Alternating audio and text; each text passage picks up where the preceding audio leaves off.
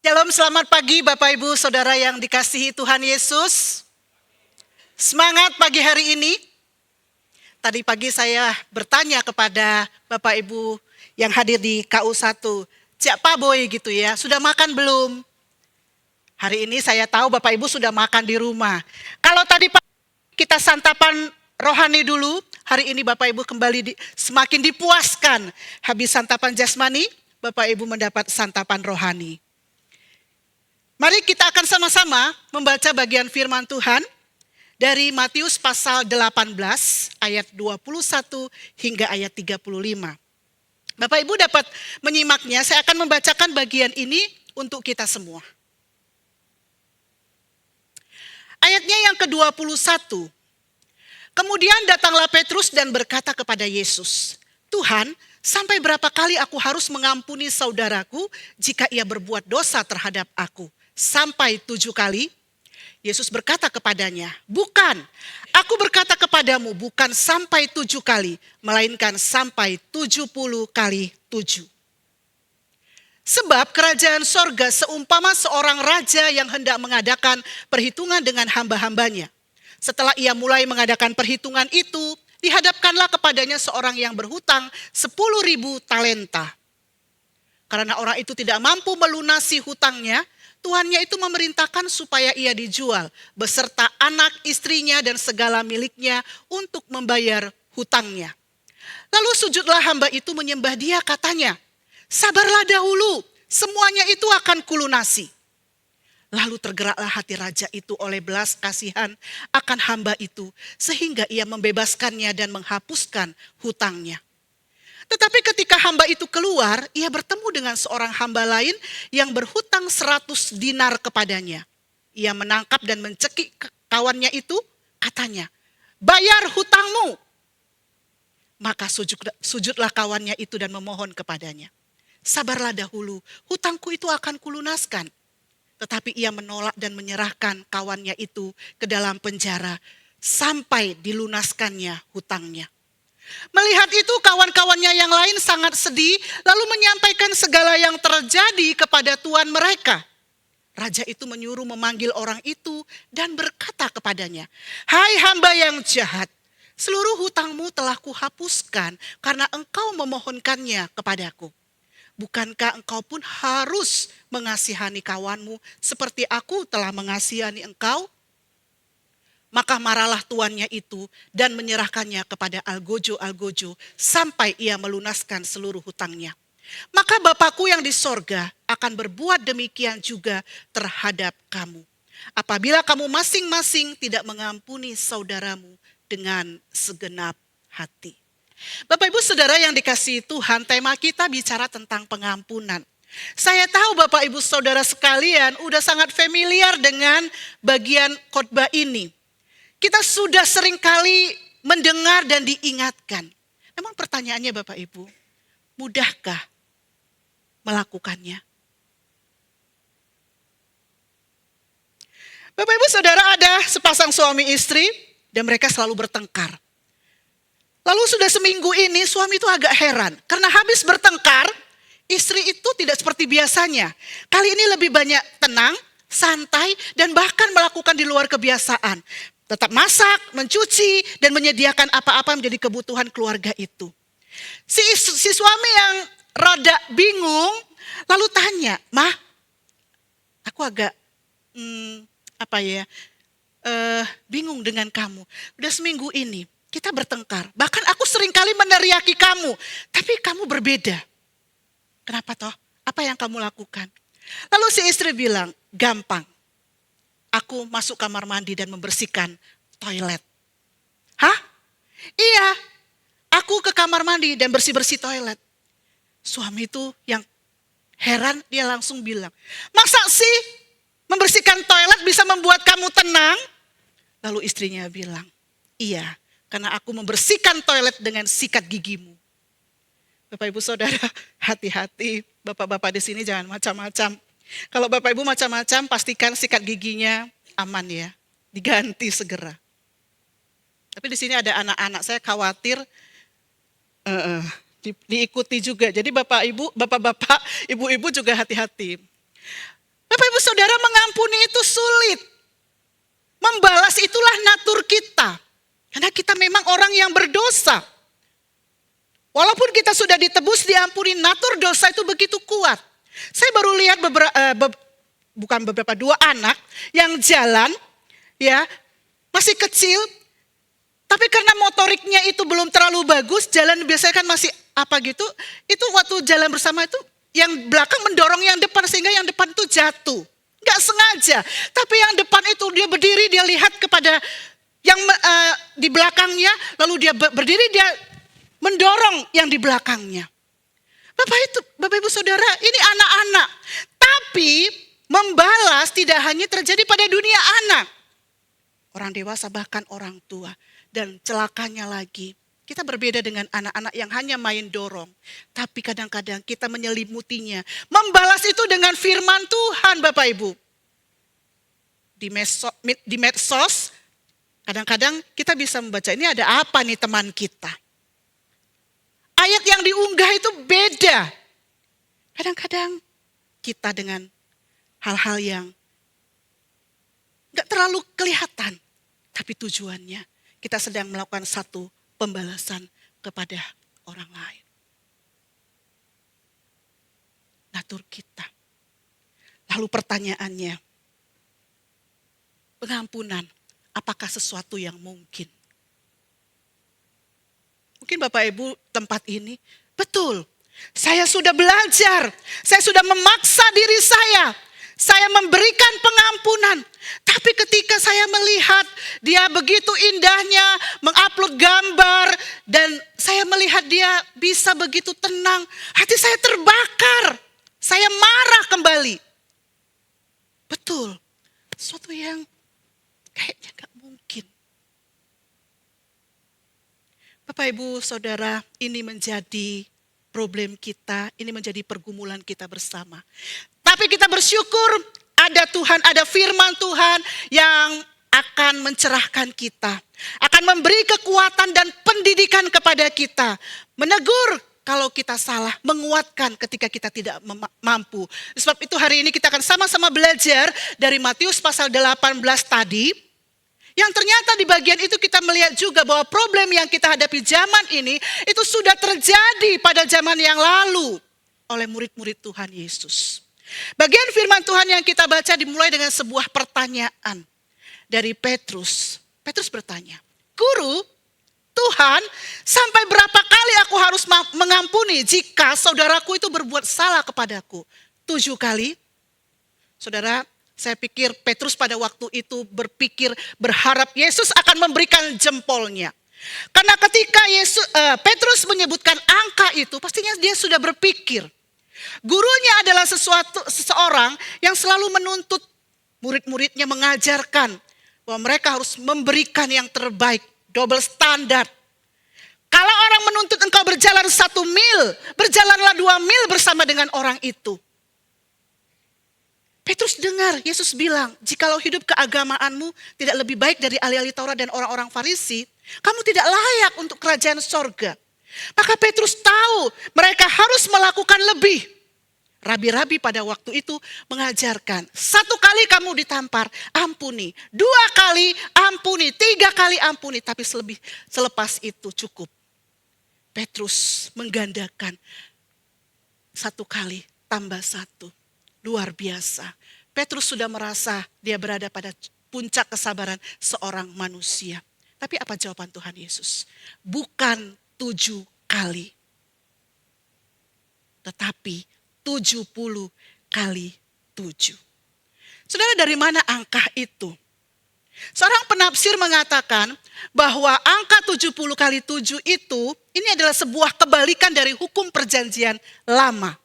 Dalam kitab Kejadian pasal 4:24, di situ kisah tentang Lamek yang merasa bangga mampu untuk membalaskan. Dia berkata kepada istrinya, di bagian itu Lamek berkata, jika Kain dibalaskan 7 kali, maka untuk Lamek itu dibalaskan 70 kali 7.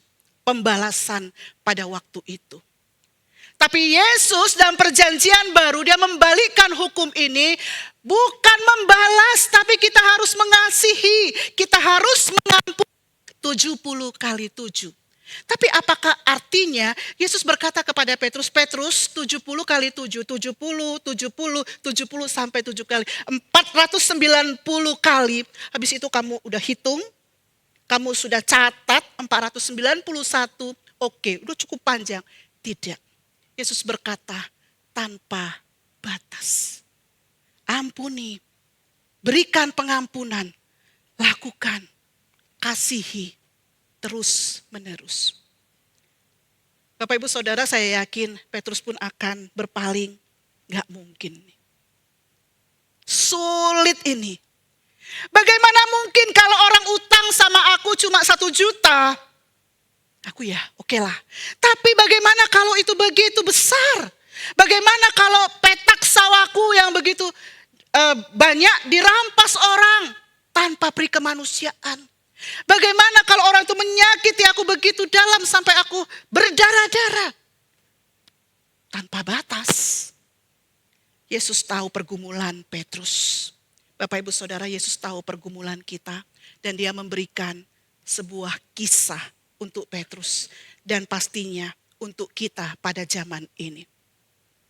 Yesus bercerita tentang sebuah perumpamaan. Seorang raja yang hendak mengadakan perhitungan dengan hamba-hambanya.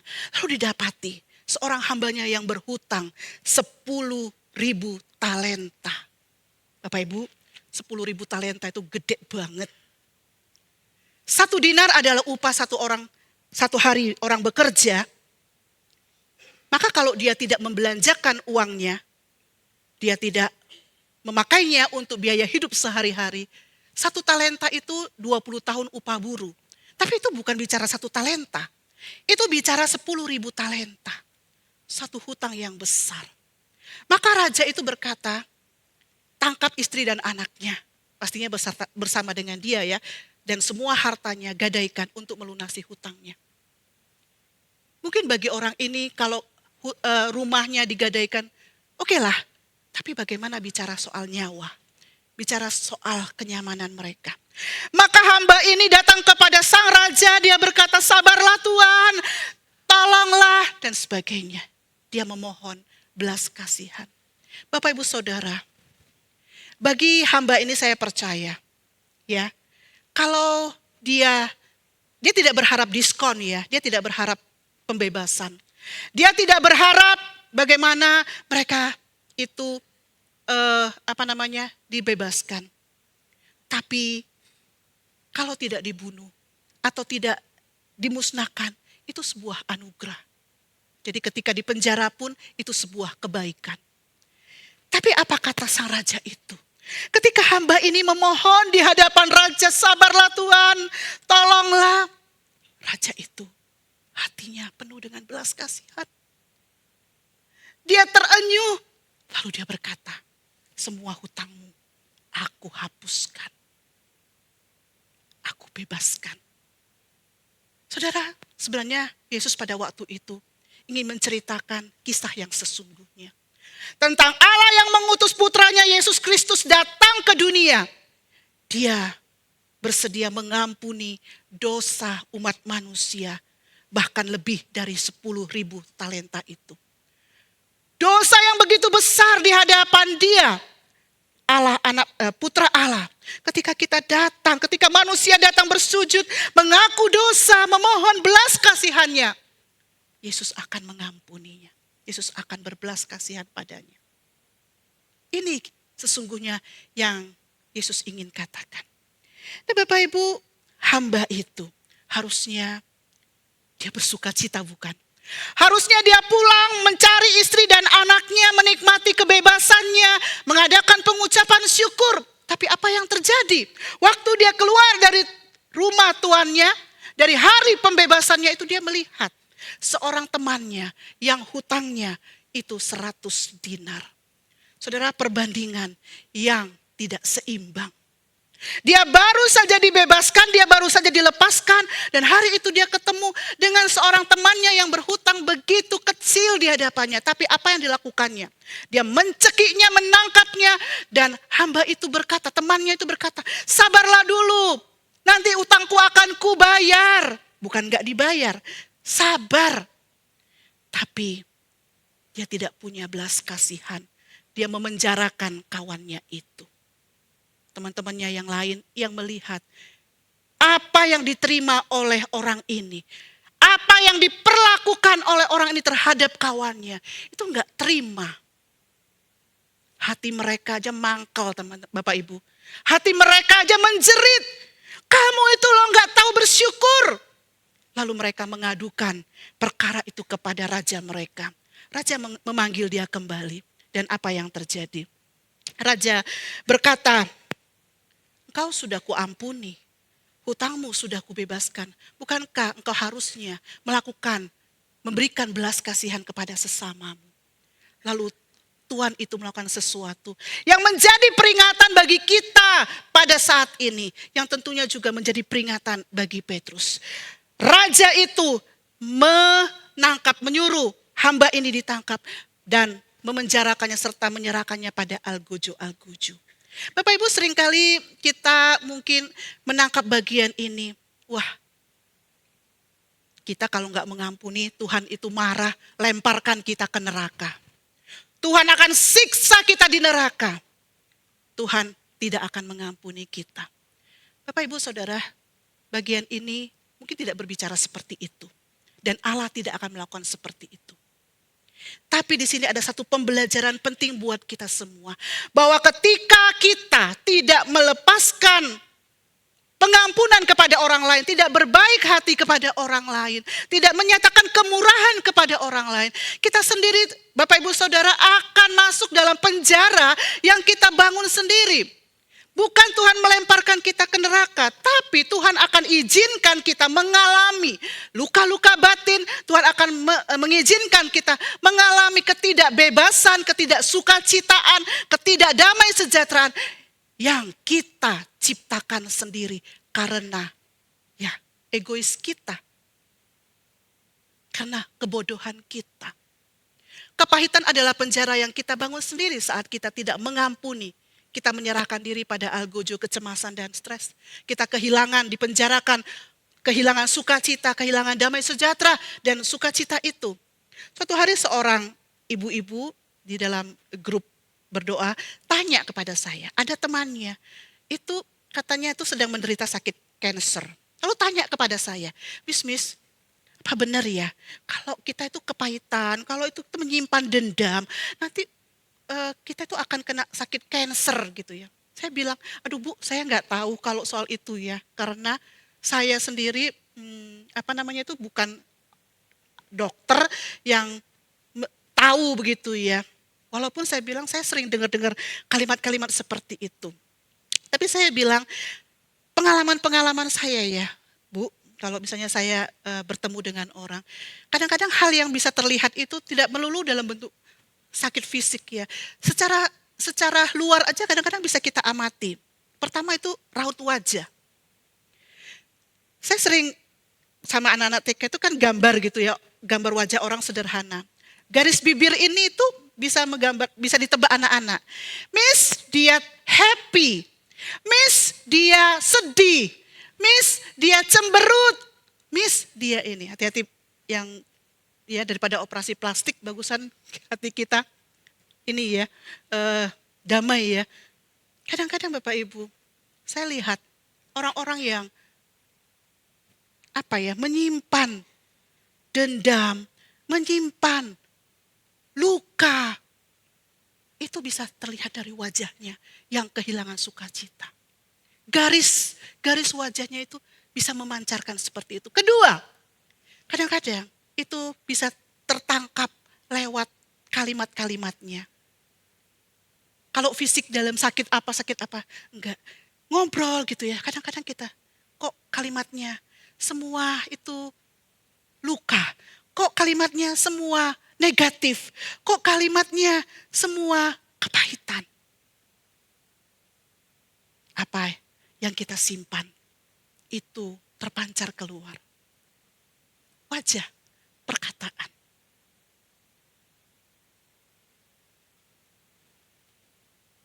Seorang penulis buku, Bapak Warren Wiersbe, dia mengatakan begini. Penjara terburuk di dunia adalah penjara hati yang tidak mau memaafkan. Jika kita menolak memaafkan orang lain, maka kita hanya memenjarakan diri kita sendiri dan menyebabkan siksaan bagi diri kita sendiri. Kebencian itu seperti meminum racun dan kemudian berharap racun itu akan membunuh musuh kita.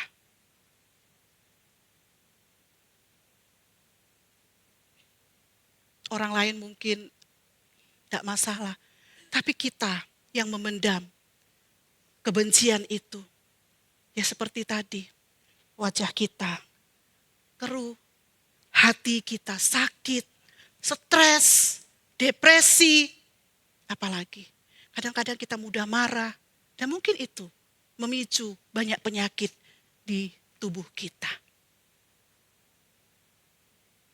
Seorang guru, dia berkata kepada murid-muridnya yang ada di kelasnya, dia mau mengajarkan soal pengampunan. Dia membawa satu karung kentang. Guru itu berkata, anak-anak kamu boleh ambil kentang ini dan kamu boleh tuliskan nama orang-orang yang kamu benci.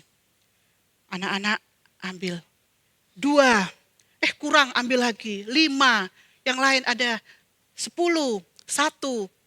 Ada yang bahkan lebih dari 10. Mereka ukir di kentang itu. Lalu gurunya bilang, masukkan dalam tasmu dan kamu bawa selama 1 minggu. Mereka bawa. Pulang ke sekolah. Setelah seminggu, kentang itu sudah lembek. Tapi tidak hanya lembek, berulat dan membusuk.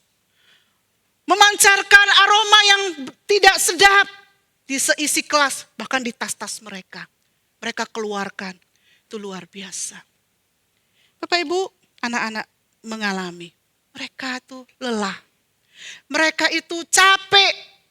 Setelah seminggu membawa kentang itu keluar masuk. Tapi yang lebih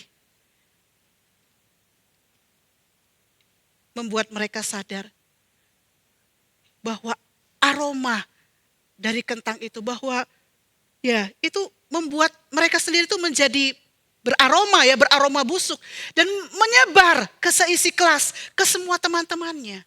Bapak Ibu, nyata kepahitan, luka-luka itu tidak hanya membuat kita lelah, letih, merasakan luka-luka itu berbau busuk, bernanah mungkin, tapi itu juga bisa merembet pada anak kita, pada suami kita, pada keluarga kita. Yang kalau kita tidak segera atasi, berakibat pada masa depan keluarga kita. Yang mungkin juga berujung pada masa depan yang lebih luas lagi. Bapak Ibu Saudara, disinilah kita diajarkan. Yesus mengajarkan kita untuk mengampuni. Tapi bukan hanya sekedar bahwa itu menjadi beban.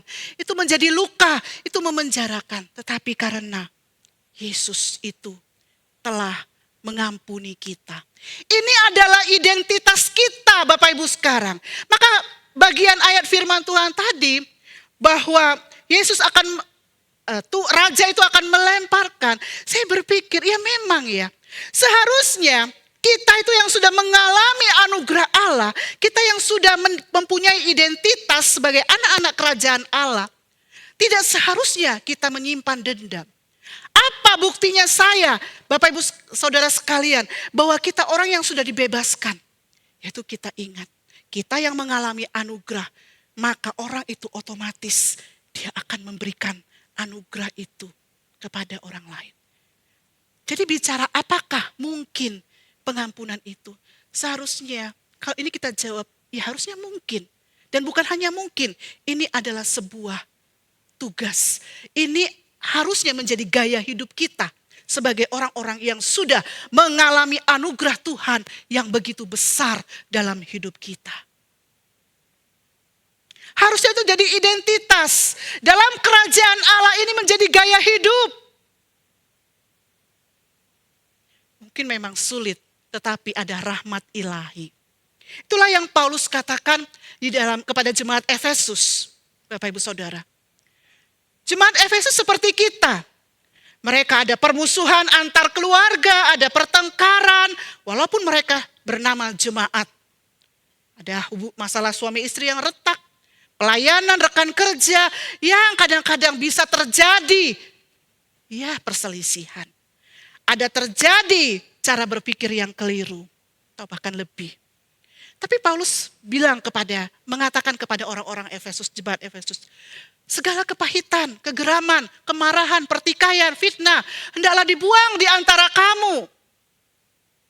Terus tambahkan lagi, kamu itu harusnya saling melayani, ramah.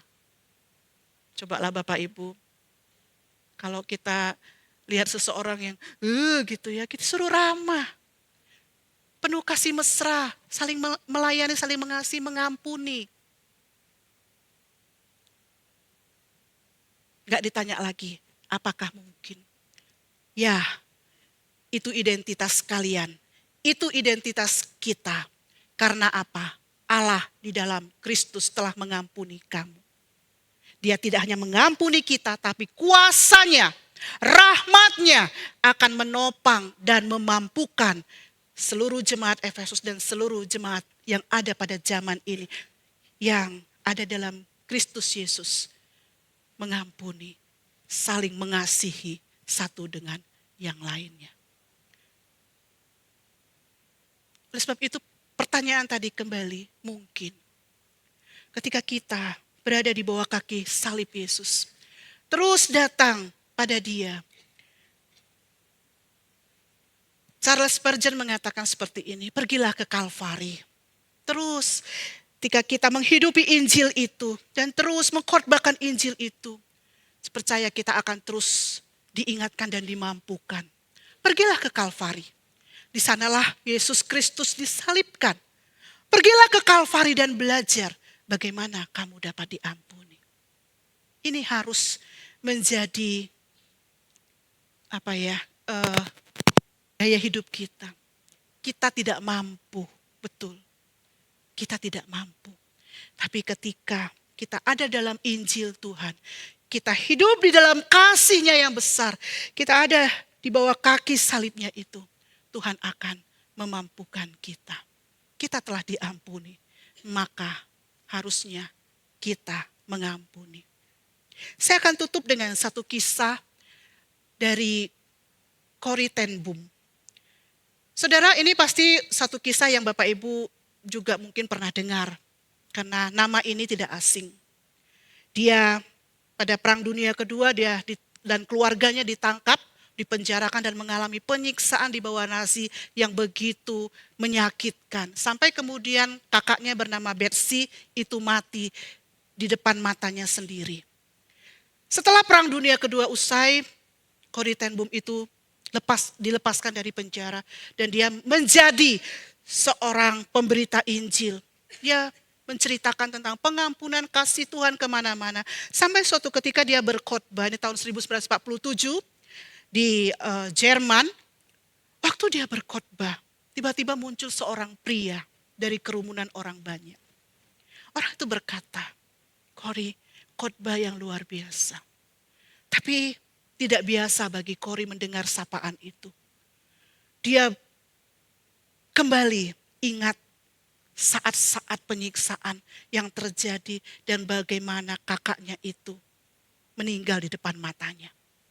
Dia gemetar bertemu dengan anak muda itu. Ternyata salah satu daripada prajurit pada waktu itu yang menyiksa Corrie dan kakaknya bertobat. Dan hari itu mendengarkan khotbah Corrie. Orang itu datang mengulurkan tangannya. Corrie, maukah engkau mengampuni aku?